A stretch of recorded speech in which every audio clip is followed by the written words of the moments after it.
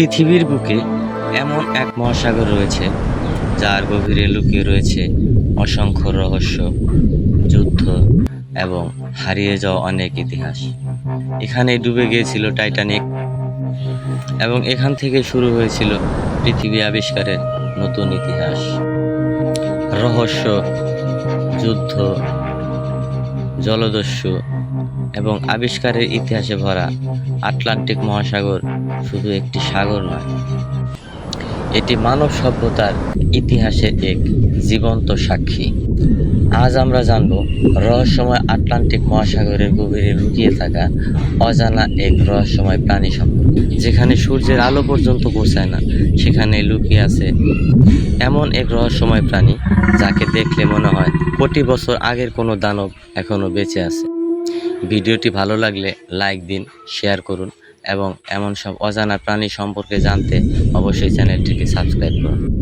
প্রাগৈতিহাসিক যুগের কোনো প্রজাতিকে আমাদের মহাসাগরে সাঁতার কাটতে দেখাটা রোজকার কোনো ঘটনা নয়, আর তাও এমন একটি প্রজাতি যা শত শত বছর ধরে ক্লান্ত ও ভীতু নাবিকের মনকে ঘামে ভেজা কল্পনার বন্য জগতে ভাসিয়ে দিয়েছে। পর্তুগালের institute for the sea and অ্যাটমসফিয়ারের গবেষক দল সম্প্রতি একটি ফ্রিল শার্ক ধরে যে বিস্ময়ের সম্মুখীন হয়েছিলেন তা সহজেই অনুমান করা যায়। বিজ্ঞানীরা এটিকে সাপের মতো হাঙ্গর বলে অভিহিত করেছেন। এটি এমন একটি প্রজাতি যা পৃথিবীতে প্রায় 8 কোটি বছর ধরে বসবাস করে আসছে। এর 6 জোড়া ঝালরযুক্ত কিনারা বিশিষ্ট কলারের মতো ফুলকার জন্য এর নামকরণ এমন করা হয়েছে।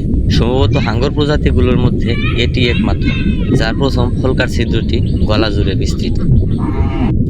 বেশিরভাগ হাঙ্গরের মতো মাথার নিচে থাকে না, এর চোয়াল মাথার শেষ প্রান্তে অবস্থিত। এর ত্রিশূল আকৃতির পিছনমুখী 300টি দাঁত রয়েছে, যা 25টি সারিতে বিন্যস্ত। এই দাঁতগুলো একে হঠাৎ ঝাঁপিয়ে পড়ে স্কুইড এবং অন্যান্য হাঙ্গরকে ফাঁদে ফেলতে সহায়তা করে। এই দাঁত এবং মুখের ভেতরের কাঁটাগুলো হাঙ্গরটিকে ভয়ঙ্কর একটি চেহারা দান করেছে। ফ্রিল শার্কের খাদ্যের প্রায় 61%ই সেফালোপ, অর্থাৎ স্কুইড এবং অক্টোপাসের মতো প্রাণী।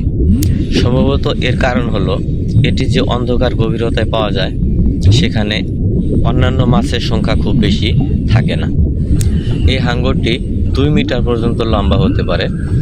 যে কোনো প্রাণীর তুলনায় এর গর্ভধারণ সময়কাল সবচেয়ে বেশি, প্রায় 42 মাস। এর কারণ হলো ওই গভীরতার ঠান্ডা, যা বিপাকীয় প্রক্রিয়াকে ধীর করে দেয়।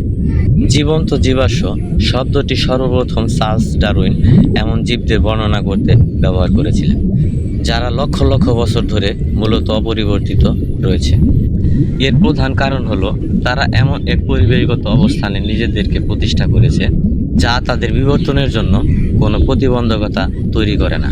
বিজ্ঞানীরা বলেন, পুষ্টিহীন গভীর সমুদ্রের আবাসী স্থলের কারণে ফ্রিল শার্ক ডাইনোসরদের বিচরণের যুগ থেকেও বিবর্তিত হয়নি। ভিডিওটি ভালো লাগলে লাইক, কমেন্ট, শেয়ার করবেন এবং পরবর্তী এমন সব ইন্টারেস্টিং ভিডিও পেতে অবশ্যই চ্যানেলটিকে সাবস্ক্রাইব করুন।